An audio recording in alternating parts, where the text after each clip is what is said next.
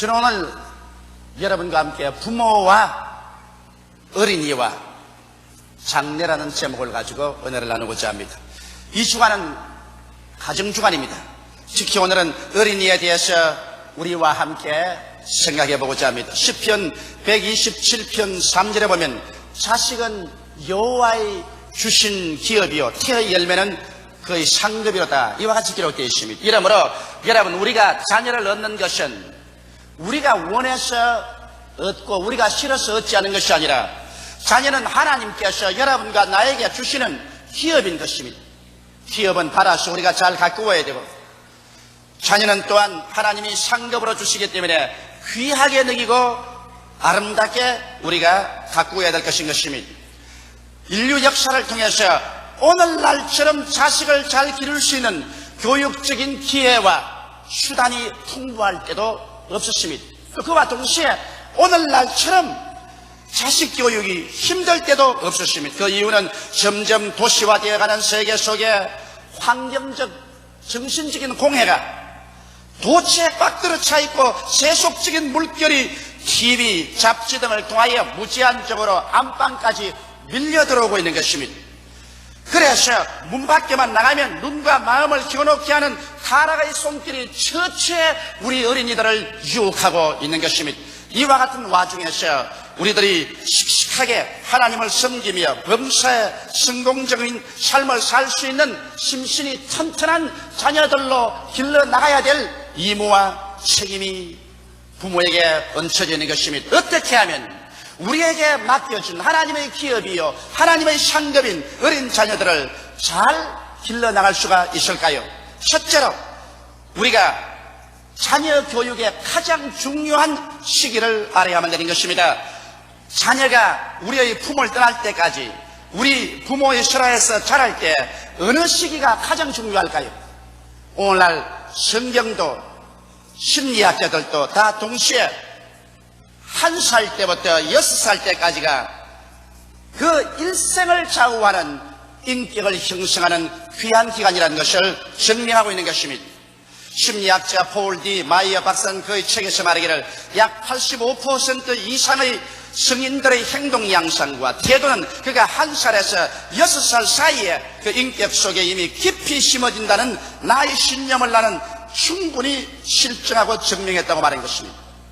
이러므로 여러분, 우리의 품에서 자라는 어린아이들 1살에부터 6살까지가 벌써 그가 성인이 되어서 어떻게 인생을 살며 태도를 가질 것인가의 85%가 결정되어 버리고 마는 것입니다. 이러므로 얼마나 부모의 설화에서 아직 유치원을 들락날락하기 전에 어린이의 인격이 중요하다는 것을 알아야 되는 것입니다. 성경 잠언서 22장 6절에 보면 마땅히 행할 길을 아이에게 가르치라, 그리하면 늙어서도 그것을 떠나지 아니하리라고 말씀한 것입니다.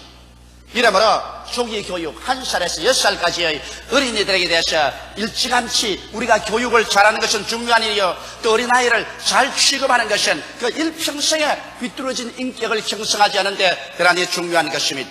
그러면 여러분, 1살에서 6살 사이에 마음에 얻은 상처는 일생을 가게 하는 것입니다.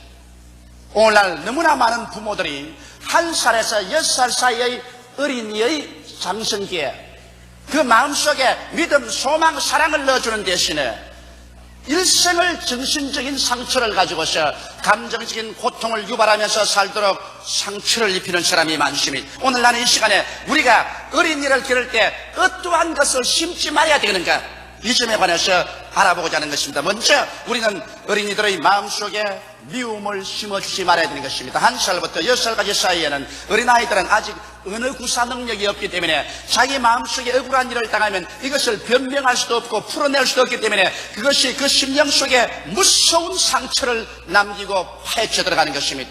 이러므로 어린아이가 나는 거부당하고 있다는 아픔, 다시 말하면 나는 친밀한 사랑을 받지 못하고 있다, 부모는 나를 원해서 낳은 것이 아니라 나를 싫어하면서도 기르고 있다는 이러한 감정을 심으지 말아야 되는 것입니다. 거부 반응을 체험하거나 쌀쌀하고 무관심하며 그저 이무적인 취급 이상의 취급을 받지 못한다고 느끼는 어린아이들의 마음속에는 깊은 상처를 입게 되는 것입니다. 나는 미움받고 있다. 나는 거부당하고 있다. 나는 원치 않는 어린아이다. 이런 것이 마음속에 미움의 상처를 입혀주는 것입니다. 이것은 나중에 장사하고 난 다음에도 그 마음속에 깊은 아픔의 감정이 되어서 사람들과의 대화가 잘 되지 않고 부부간에 서로 애정을 나눌 수가 없는 마음의 병을 유발하는 것입니다. 또 어린이들의 마음속에 죄책감을 심어주어서는 안 되는 것입니다. 죄책이란 속으로 자기를 미워하는 감정입니다. 부모가 완전주의자로서 어린이의 불완전한 인격에 대하여 심한 비평과 꾸짖음을 하는 분이 있습니다. 아직 어린아이는 불완전한 존재인데 무엇이든지 완전하기를 원합니다. 머리도 완전히 빗어라, 완전히 이빨을 닦아라, 손도 깨끗이 씻어라, 옷도 완전히 입어라, 생활도 완전히 하라. 그래서 완전주의에 도저히 저희가 미달하기 때문에 어린아이는 언제나 부모 앞에 서면 나는 불완전하다는 죄책감을 느끼게 되는 것입니다. 그뿐 아니라 또한 항상 타인과 비교해서 평론할 때 어린아이는 자기의 불완전을 미워하는 죄책감의 깊은 상처를 입게 됩니다. 왜 쟤는 잘하는데 너는 못하느냐? 쟤는 훌륭한데 너는 왜 훌륭하지 못하느냐? 비교 죄책감인 것입니다. 이래서 이 죄책감이 마음속에 깊이 상처를 입고 난 다음에 이 어린아이는 자라서 장년이 되지라도 언제나 마음이 불안하고 초조하고 늘 쫓기는 삶을 살고 자기를 미워하고 죄책감에서 벗어날 수 없는 인격적인 불구자로 만들어버리고 마는 것입니다. 또 우리는 어린아이들에게 열등의식을 심어주시면 안 되는 것입니다. 열등의식이라는 것은 자기에 대한 과소평가인 것입니다. 여러분, 자기에 대한 과대평가를 해서 교만해서도 안 되겠지만은 자기에 대한 과소평가를 해서 나는 못났다, 나는 아무것도 아니다, 나는 버림받아야 마땅하다, 나는 할 수 없다, 나는 못한다의 인간으로 만들어서도 안 되는 것입니다. 여러분, 열등의식이라는 것은 잘하는 점을 칭찬하지 않고 항상 못하는 점을 강조해서 꾸짖을 때 그 어린아이의 마음속에 깊은 열등의식을 넣어주고 마는 것입니다. 어린아이니까 잘못할 것도 있지요. 그러나 잘못한 것은 될 수 있으면 덮어주고 잘하는 것을 지적해서 이것을 강조해주면 마음에 자신이 흠량되고 긍정적인 인생의 태도를 취하게 됩니다. 그러나 무엇이든지 너는 왜 이것을 못하느냐, 너는 병신이다, 너는 바보구나, 아이고 바보야, 밥을 먹지 마라, 너는 밥통이다, 이렇게 말해놓으면 그는 열등의식으로 마음속에 가득 차지고 마는 것입니다. 이래서 나는 못하는 사람이 되어버리고 인생의 패배자로서 전락해버리고 마는 것입니다. 나중에 성인이 되고 난 다음에도 무엇을 시켜도 그 인격 속에 깊은 잠재의식 속에 나는 못한다의 인격이 생겨나기 때문에 주저하고 늘 초조하며 불안하고 결정을 내리지 못하는 심정이 되어버리고 마는 것입니다. 또 어린아이의 마음속에 공포감을 심어줘서는 안 되는 것입니다. 어린아이는 연약합니다. 아직까지도 대외적으로 자기 스스로를 변호하고 방어할 아무런 힘이 없습니다. 그런 어린아이에게 늘 협박과 공갈과 무서움의 상태로 떨어뜨려 두어서 공포감을 갖지 않게 되는 것입니다. 어린아이의 마음속에 무엇보다도 하나님에 대한 사랑을 심어줘야 되는 것입니다. 어린아이와 더불어서 하늘과 땅과 세계와 그 가운데 모든 것을 지으신 전지 전능 무소부지하신 크게 힘있는 하나님이 너를 사랑하고 계신다. 그 하나님이 너를 품어주신다. 그 하나님께서 그 아들 예수 그리스도를 보내셔서 너를 사랑하심으로 피를 흘리시고 죽었다가 부활하심으로 너를 품어주시고 사랑해주시고 계신다는 이 하나님의 사랑을 그 영혼 속에 1살에서 6살 사이에 깊이 넣어주면 그 어린아이는 마음속에 두려움을 극복하고 살아갈 수 있는 마음속 깊은 곳에 자신과 평안을 얻게 되는 것입니다. 이렇기 때문에 1살에서 6살 그 사이에 부모들은 가정에서 어린아이에게 하나님의 사랑을 깊이 넣어줘야 될 것입니다. 그럴 뿐 아니라 여러분, 어린아이의 1살에서 6살 사이를 지나서 국민학교에 들어가서 국민학교를 공부 마치고 난 다음에 중학교 시절 지날 때 가장 고통스러운 해가 다가오는 것입니다. 영어로는 트라우마틱 에이지라고 하는 것입니다. 정말 마음속에 고통과 괴로움이 다가오는 나이가 12살에서 16살인 것입니다. 왜냐하면 이제 12살에서 16살의 사이가 어린아이에서 청년, 장년으로 장성하는 기간인 것입니다. 이렇기 때문에 갑자기 그 육체적으로, 그 심리적으로, 그리고 그 생활 주변에서 거대한 폭풍우와 같은 변화가 다가오는 것입니다. 이 변화를 도저히 자기 힘으로 감당할 수 없을 만한 그러한 일들을 체험하게 된 것입니다. 다시 말하면 어린아이는 체내 호르몬의 변화가 다가오는 것입니다. 그래서 갑자기 12살에서 16살이 되자 호수염이 나기 시작하는 것입니다. 그리고 몸에 이상한 증상들이 나타나기 시작하는 것입니다. 이러므로 그 체내의 호르몬 변화는 무엇인지 모르게 마음에 불안을 가져오고 몸에 불안을 가져오는 것입니다. 또 나아가서 새로운 마음의 충동과 욕구가 생깁니다. 옛날에 아버지나 어머니 품에 안겨있던 그 시절과는 달리 스스로 독립해서 무엇을 하고 싶은 충동이 생겨나는 것입니다. 이성에 대한 그리움이 생겨나기 시작하는 것입니다. 욕구가 생겨나고 그 또 죄책이 마음속에 끓임쓰라는 것은 무엇을 어떻게 해야 될지 알지 못하기 때문에 무엇을 하더라도 잘못한 것 같아서 그 죄책을 떠날 수가 없습니다. 마음이 불안전하고 혼돈하며 또 거기에 대해서 반발심이 생기는 것입니다. 무엇이든지 부모에 대한 반발심도 생기고 군의에 대한 반발, 사회에 대한 반발심이 생겨나기 시작하는 것입니다.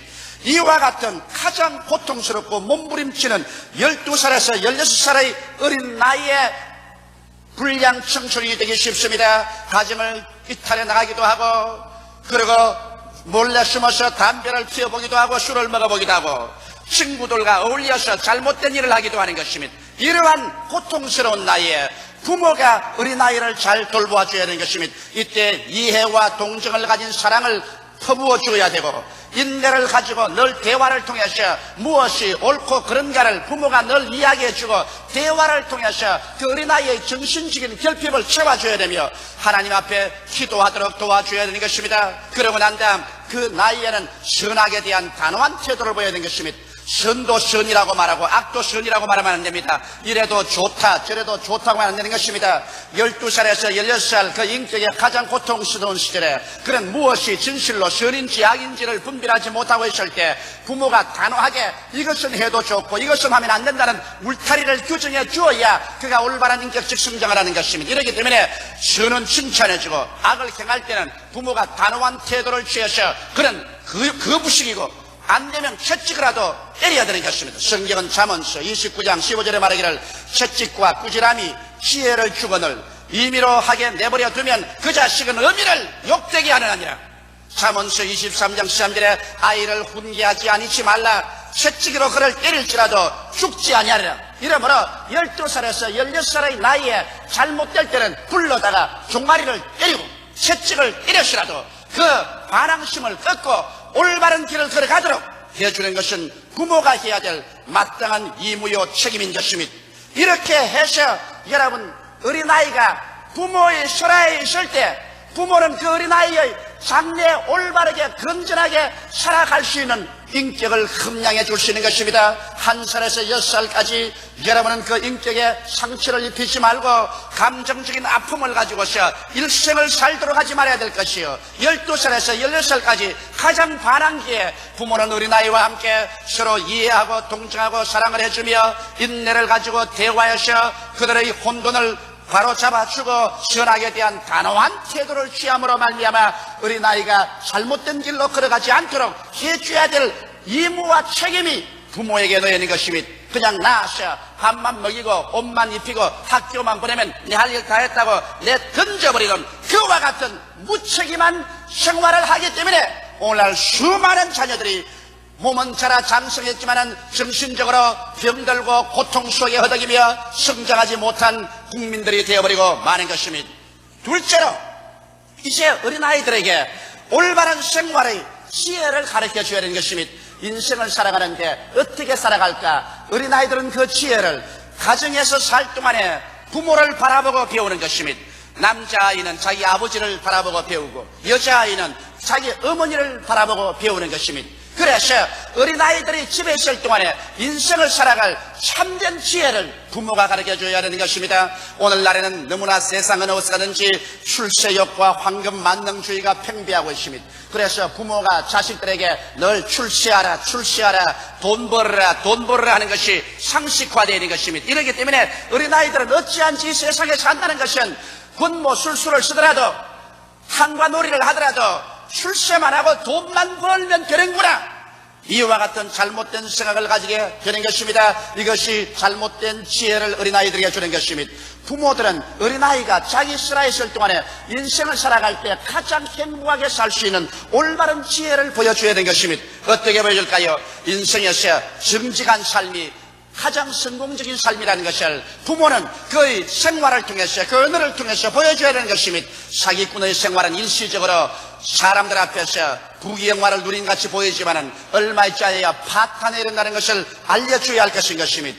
인생을 살아갈 때 성실한 마음으로 인생을 살아가야 된다는 것을 보여줘야 되는 것입니다. 거짓말하고 겉다르고 속다른 인생을 만들어서는 안 되는 것입니다. 신뢰할 수 있는 사람, 한결같은 사람, 그러한 사람에게 무엇을 부탁해 놓으면 틀림없이 해놓는 사람, 그 말과 행동이 언제나 일치하는 사람, 이런 성실함이 가장 위대한 삶을 살아가는 지혜라는 것을 가르쳐줘야 되는 것입니다. 성실보다 더 좋은 지혜가 없다는 사실을 어린아이들에게 부모가 가르치고 몸으로서 보여줘야 될 것인 것입니다. 이 세상에 살면은 근면이 바로 재산인 것을 보여줘야 되는 것입니다. 무슨 일을 하든지 전심전력으로 부지런히 일해서 그 땀 흘린 열매를 먹고 사는 것이 참으로 인생을 행복하게 사는 것이라는 이 사실을 어린아이들에게 가르쳐줘야 되는 것입니다. 또 나아가서 인생을 충성스럽게 살아야 된다. 기회주의자가 되어서 여기에 기회가 있으면 뛰어갔다가 저기 기회가 있으면 저리 뛰어가고 자기의 이익을 위해서 배반하고 팔고 사고 조급한 것을 쉬지 않고 행하는 그런 인생이 되어서는 안 된다. 무슨 일을 하더라도 한 가지 일을 일생 동안 충성스럽게 해야 되는 것이다. 남편은 아내에게 충성스럽게 살아야 되고 아내는 남편에게 충성스럽게 살아야 되고, 그리고 국민은 국가에 대해서 충성하고, 또 우리는 예수 믿는 사람은 하나님께 끝까지 충성해야 되는 그 마음속에 충성스러운 마음, 이것이 위대한 삶의 지혜라는 것을 보여주는 것입니다. 무엇보다도 모든 것 중 가장 중요한 지혜가 하나님을 경외하는 것입니다. 성경에는 여호와를 경외하는 것이 지혜의 근본이라고 말한 것입니다. 이러므로 평생을 사는 동안 언제나 성경을 떠나지 말고 엎드려서 기도하는 것을 떠나지 말고 어느 곳에 가든지 교회를 찾아서 주일날 교회에 나가서 하나님 말씀을 듣고 교회에서 하나님을 섬기는 일을 저버리지 않도록 어린아이들에게 가르쳐줘야 되는 것입니다. 인생을 살아가는데 가장 위대한 지혜가 정직하고 성실하며 근면하고 충성스러우며 그 모든 것 중에 가장 으뜸이 되는 것이 여호와를 경외하고 하나님을 공경하며 교회에 언제나 출석하고 하나님을 섬기는 이것을 여러분의 자녀들에게 가르쳐줄 때 이 자녀들은 이 위대한 지혜를 가지고 인생을 살아가면 비록 조그만하게 살더라도 행복하게 살고 또 크게 성공할지라도 그것으로서 엇길로 가지 않게 되는 것입니다. 이러기 때문에 부모는 자기 신하의 자식들이 있을 때 이러한 지혜를 가르쳐 주어야만 할 것인 것입니다. 셋째로 여러분 자녀를 기를 때 자기의 소질을 따라 나가도록 도와줘야 되는 것입니다. 인생이란 것은 자기 성취인 것입니다. 하나님께서 각 사람에게 각각 다른 소질을 주어서 내보내 주었기 때문에 자기 성취를 하고 살 때 행복한 것이지, 아버지의 욕구를 어머니의 기대를 어린아이가 덮어 씌워서 자기는 원치도 아니하는데 아버지가 원하기 때문에 할 수 없이 이렇게 해야 되겠다, 엄마가 너무나 원하기 때문에 엄마를 실망시킬 수가 없어서 내 개인의 모든 기대를 꺾어버리고 엄마의 욕망을 이루어야 되겠다, 이렇게 만들어서는 안 되는 것입니다. 아버지와 엄마는 아버지와 엄마로서의 자기 세대를 살아가는 것입니다. 자식은 또 자식으로서 자기 세대를 살아가는 것입니다. 엄마와 아버지가 할 수 있는 일은 자식이 살아갈 수 있는데 최대의 소질을 개발할 수 있도록 도와주는 것밖에는 그 이상하지 말아야 될 것인 것입니다. 사사기 9장 8절로 13절에 보면 아주 재미있는 이야기가 있는 것입니다. 여기에 보면 나무들이 모여가지고서 우리 임금을 하나 뽑자 그랬습니다. 그래서 나무들이 다 모아서 이제 임금을 뽑으러 이리저리 동분서주를 합니다. 나무들이 처음 간 나무가 감람나무입니다. 감람나무를 보고 감람나무여, 당신은 수리하고 좋습니다. 그 사막에서도 수백 년 수천 년이 지나도 쉬지 않고 자라면서 열매를 맺습니다. 당신이 우리들의 임금이 되어 주십시오. 그러니까 감람나무가 고개를 슬렁슬렁 넘으면서 말했습니다. 나의 기름은 하나님과 사람을 영화롭게 하나니 내가 어찌 그것을 버리고 왕이 되리요. 나는 나의 천군이 있다.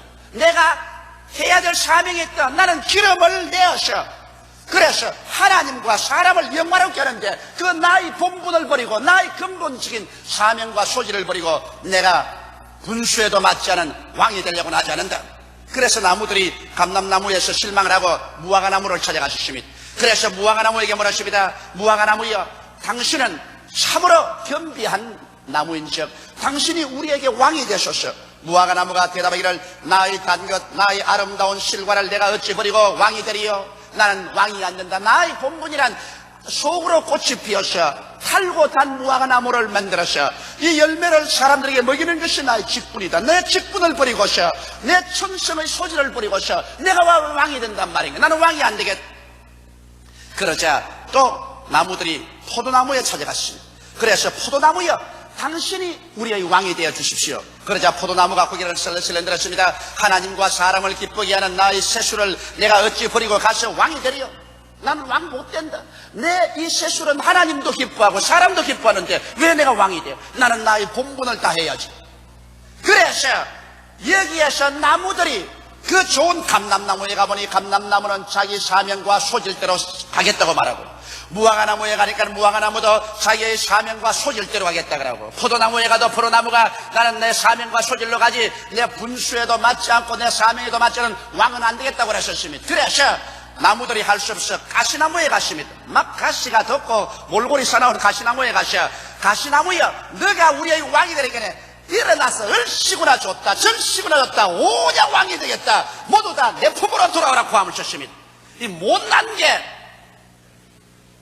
자기 직분을 버리고서 분수에 넘치는 일을 하려고 하는 것입니다. 못난 송아지 엉덩이에 뿔 난단 말인 것입니다. 이 가시나무가 왕이 될 자격이 있습니까?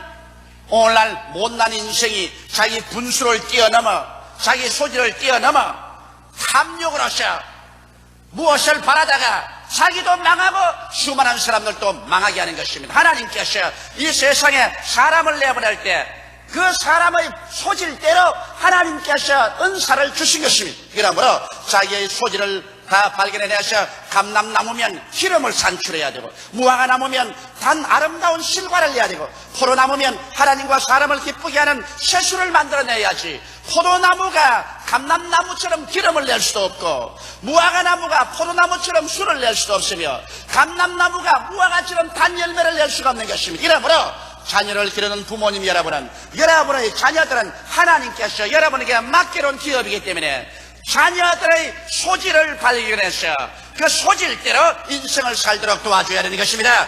반드시 돈벌이 해라, 반드시 세상에 출세해라, 이렇게만 하지 마십시오. 인생에 돈과 출세가 인생을 행복하게 하는 것이 아닙니다. 인생은 일방통로의 길인 것입니다. 한 번 사는데 자기 마음속의 소질을 살려서 행복하게 사는 것이 인생인 것입니다. 돈을 많이 쌓아놓고 좋은 옷을 입고 그릇 고각의 집에 살면서도 불행하고 슬프게 일생을 보내는 것은, 그것은 인생이 아닌 것입니다. 인생의 참으로 성공은 물질의 풍부함이 있지는 않습니다.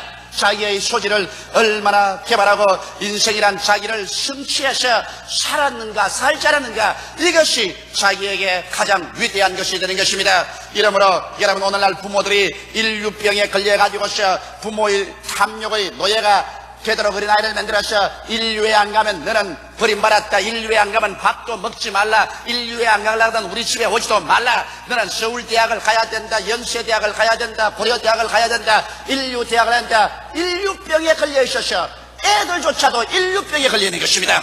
물론 하나님이 그리 부르시면 인류로 가도 좋지만은, 여러분 제3류를 가나 제4류를 가나 혹은 대학을 못 가더라도 자기 소질을 개발해서 자기 성취를 하고 하나님께 영광을 돌리고 살면 이것이 참으로 성공적인 인생을 살게 하는 것입니다. 이 세상의 인간 농사 중 가장 어려운 농사가 자식 농사인 것입니다. 여러분, 세상 농사는 실패하면 다시 다음에 성공시키면 되겠지만은 자식 농사는 한번 실패해 놓으면 다시 성공시킬 수 없는 것입니다. 이러기 때문에 우리는 정말 하나님 앞에 기도하고 올바르게 자식을 기르어야 되는 것입니다. 자식의 영혼을 구원시키고 성공적인 인생을 살게 하는 것이 하나님 앞에서 우리가 해야 될 마땅한 책임이요 의무인 것입니다.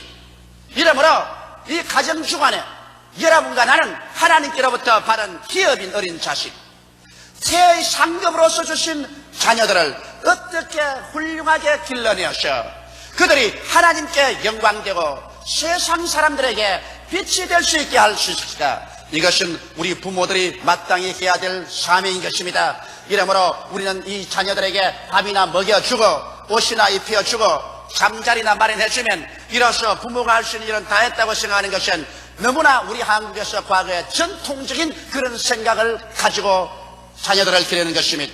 자녀는 여러분 그와 같은 기계가 아니고 그와 같은 동물이 아니라는 것을 알고 우리 스스로가 자녀의 교육에 전심전력할 수 있는 우리들이 다 되시기를 주님의 이름으로 축원합니다. 다 같이 오게 기도드리겠습니다. 살아계신 우리 아버지 하나님, 하나님께서 우리에게 자녀의 기업을 주시고 태의 열매로서 상급을 주신 것을 감사하옵나이다. 자녀는 잘 기르면 크게 영광이 되고 기쁨이 되고, 잘못 길러놓으면 그보다 더 뼈가 아프고 뼈가 썩고 고통스러운 것이 없사옵니다. 하나님 아버지여, 우리 가정 주간을 맞이해서 우리의 가정에서 우리의 품에서 자라는 자녀들은 정상적으로 자라고 있는가, 1살부터 6살 사이의 유년기, 12살부터 17 사이의 가장 고통스러운 해, 그 다음 그들이 앞으로 진출해 나가는 길, 이런 일에 대해서 부모들이 적극적인 관심을 가지고서 도와줄 수 있도록 하나님께서 은총과 사랑을 베풀어 주옵소서. 예수님 이름 받들어 기도드리옵나이다. 아멘.